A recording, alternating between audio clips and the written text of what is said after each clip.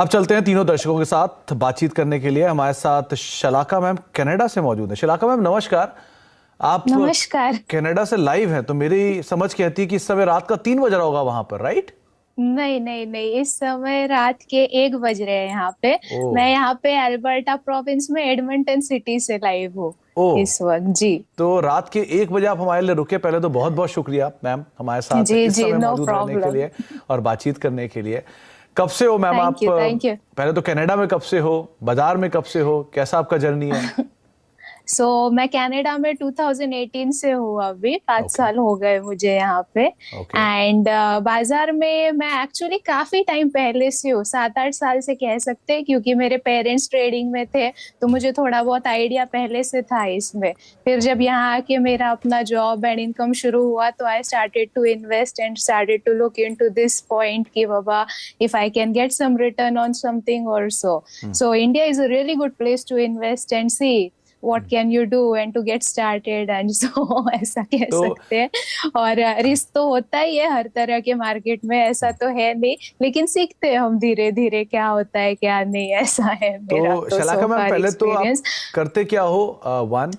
दूसरा, आप कैसा ये अब तक का रिटर्न कैसा रहा जो आपने अब तक इन्वेस्टमेंट किया, कैसा आपका एक्सपीरियंस रहा? अब तक का इन्वेस्टमेंट मतलब रिटर्न के मामले में ऐसा कह सकते हैं कि चल ही रहा है इन दिनों। ओके। एक्चुअली मैं लॉस में हूँ सच बोलूँ तो, हाँ क्योंकि या 2-3 महीने से तो ऐसा ही है। यहाँ तक कि मेरा सवाल भी इसी के रिलेशन में रहेगा आप आगे चल के। और प्रोफेशन वाइज मैं एक सॉफ्टवेयर डेवलपर हूँ यहाँ पे। ओके यार मैं 3 साल से यहाँ पे जॉब कर रही हूँ मैम। जी। Profit and losses are part of investment. वो उसको तो यस आप yes yes, of course. Avoid करते रहिए, ओह धीरे धीरे या, बढ़ता ऑफ रहेगा, तो कोर्स। उसमें तो कोई ऐसा इशू यस नहीं है। यस, नो लेकिन प्रॉब्लम। आप बाजार रेंज में हो वाइज ये अगर हम जरूरी है। बात, हाँ जी बिल्कुल। ओके। रेंज वाइज तो ऐसा है कि 4-5 साल का मतलब ये रहता ही है हमारा। इनकम भी हुआ है, लॉस भी हुआ है, and I am learning basically, you know, that's the whole work in progress statement that I can give. Okay, तो शलाका मैम आपने क्या लिया रखा है, क्या इन्वेस्टमेंट है आपका, क्या सवाल है आज आपका? आज का मेरा सवाल है कि मैंने टाटा पावर लिया है at 225 quantity 1000 shares and okay Reliance Industries at 2681 for 150। तो वो दोनों दोनों ही लॉस में है इस वक्त। So my basically the question is कि कैन आई गेट लाइक, मैं इसके पीछे और थोड़ा वेट करूं या फिर ये पैसा किसी और कंपनी के शेयर्स में लगाऊं सो दैट मैं इस लॉस में से रिकवर हो सकूं। तो इस पे आपकी क्या राय है, क्या सजेशन है? और बहुत लो चल रहे हैं ये स्टॉक्स शलाका इस मैम, वक्त, आपने जब सो थोड़ा सजेस्ट इन्वेस्टमेंट किया कीजिए होगा, मुझे। आपने जब इन हाँ दोनों जी। शेयरों में इन्वेस्टमेंट किया होगा, तो पहली चीज तो क्या सोच के इन्वेस्टमेंट किया, वन। टारगेट क्या रखा था, कितने समय के लिए आप इन्वेस्टेड हो? एक्चुअली रिलायंस और टाटा दोनों बड़ी बड़े नाम है, हाँ राइट? ये ऑब्वियसली। बात तो सही है। जी। सो पहले तो मुझे रिटर्न्स मिल चुके हैं ये सब में, हम्म लेकिन अभी मेरा इस क्वांटिटी का थोड़ा सा है। हम्म। तो बस एक सवाल है कि बाबा आप क्या सजेस्ट करेंगे, आप मेरी जगह होते तो क्या ही करते? मैम, ये मेरा एक देश क्वेश्चन का रहेगा सबसे इस बड़ा वक्त ग्रुप आपके लिए। और एक देश की सबसे बड़ी कंपनी जिसको आपने चुना है, और जी जी प्राइवेट जी। प्लेयर्स में सबसे बड़ा पावर प्रोड्यूसर आपके स्क्रीन पर है टाटा पावर, और देश की सबसे हाँ बड़ी जी। कंपनी रिलायंस इंडस्ट्रीज तो ऑब्वियसली है ही। आप इसमें फर्दर एवरेज कर सकते हो, समय दे सकते हो, कोई दिक्कत उसमें ओके। नहीं? पूछ रहा हूँ आपसे। सम दे सकती हूँ। ऑप्शन क्या है मुझे ये जानना है। मैं ओके। दे तो अगर मेरे पास कोई ऑप्शन ना हो then I can think of spending more time on that. Okay. अगर इसके अलावा कोई और स्टॉक होगा जहाँ पे लॉस रिकवरी का चांस ज्यादा है, जहाँ पे मुझे अगर अच्छा प्रॉफिट मिल सकता है, तो उसका कोई सजेशन होगा, या फिर इस वक्त क्या करना सही रहेगा आप बताइए। रुकना है तो मैं रुक भी जाऊं, नहीं रुकना है कुछ और कर सकते हैं कि नहीं मैडम आप ऐसा कॉल ले लो, पुट ले लो, या फिर कोई और ऐसा एक बढ़िया सा सजेशन हो तो थोड़ा अच्छा लगेगा मुझे। शर्मिला और मैम, कुछ नहीं। ऑब्वियसली क्वालिटी को लेकर तो कोई कंसर्न नहीं है दोनों ही कंपनियों में, ना टाटा पावर में ना रिलायंस में। लेकिन ठीक है, बाजार में शेयर नीचे आ गए दोनों, और ये काफी बीटन डाउन भी है, इनफैक्ट साल के नए लोज भी हिट कर रहे हैं।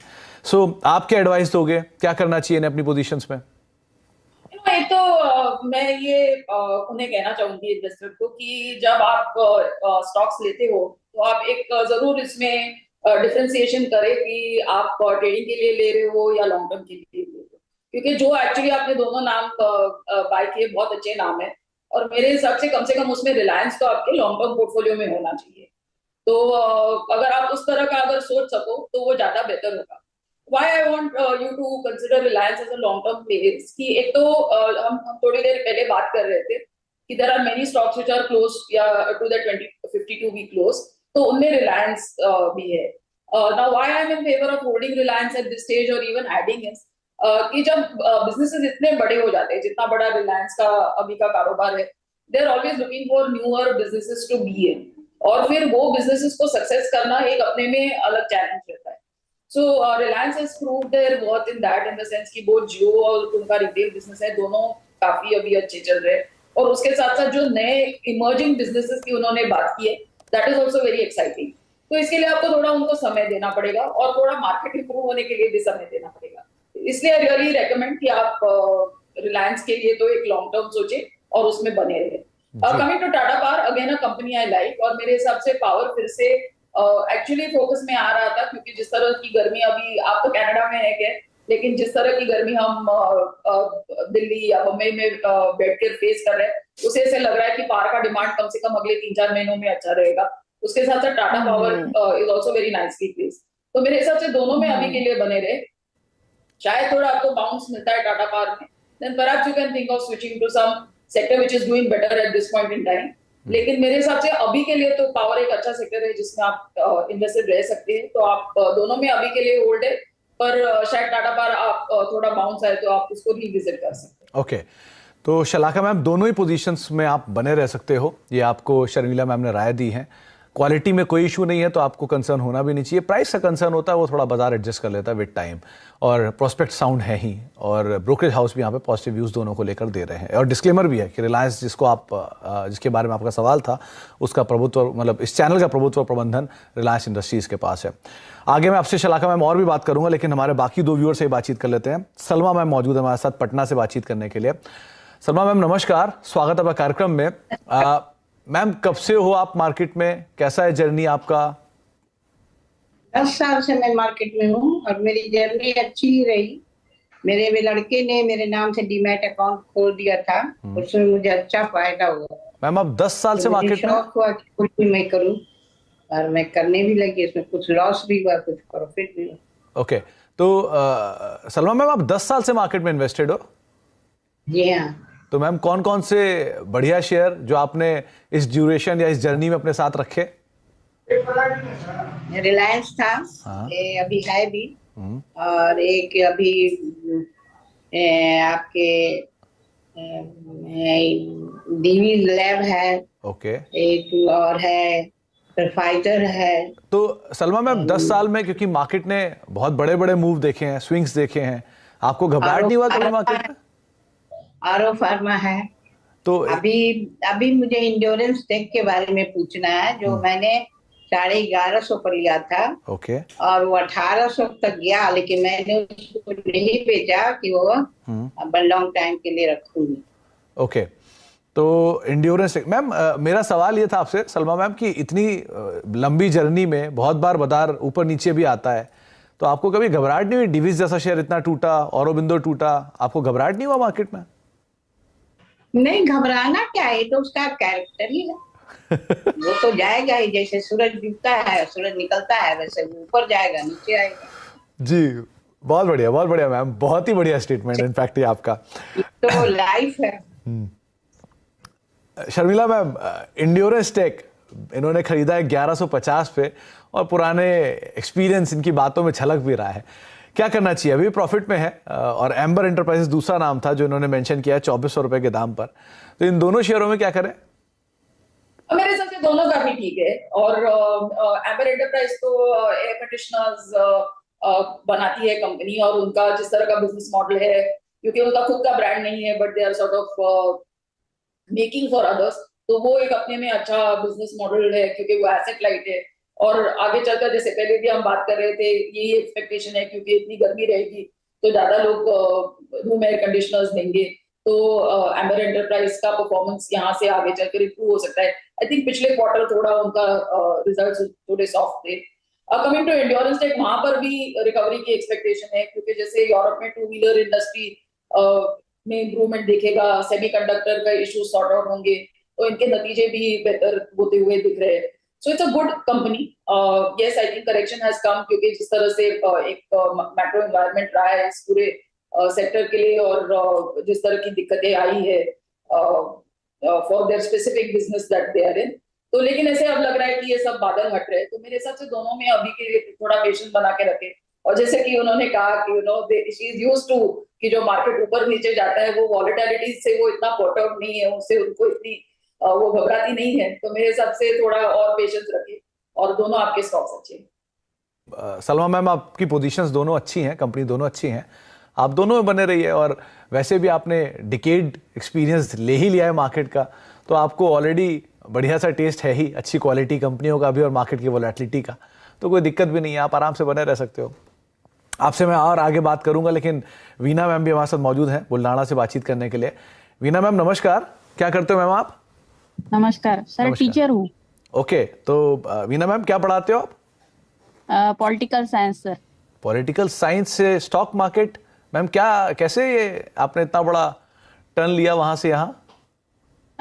सर एक्चुअली टीचर और पार्ट टाइम में ट्रेडिंग करती हूँ। ओके, तो अभी एक सवाल है, जो कुछ कोपोर्ट्स का शेयर लिया है मैंने। ओके, तो वीना मैम कब लॉस से चल रहा आप है। ट्रेडिंग कर रहे हो मार्केट में? क्या पैटर्न है मार्केट में ट्रेडिंग का? आप इंट्राडे ट्रेडर हो, बीटीएसटी के लिए रखते हो शेयर, या लॉन्ग टर्म के लिए रख लेते हो लेके?